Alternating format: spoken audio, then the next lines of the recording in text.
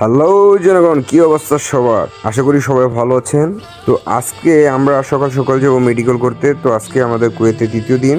So ভিডিওটা edit করে post করতে হয়তো বা লেট হবে।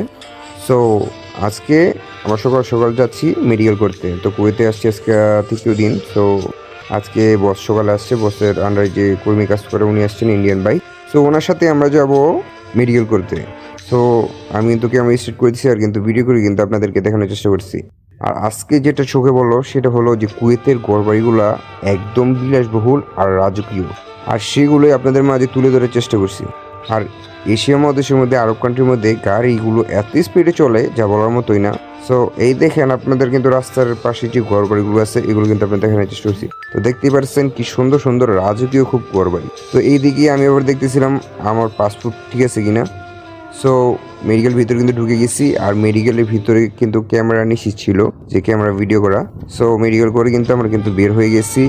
আর আমার সাথে কিন্তু আছে অনুরূপ। সো বলতেছে, ভাই আপনাকে ভিডিও করবেন, আমার নেবেন না? সো তাকেও নিয়ে নিলাম আমার ক্যামেরার সাথে।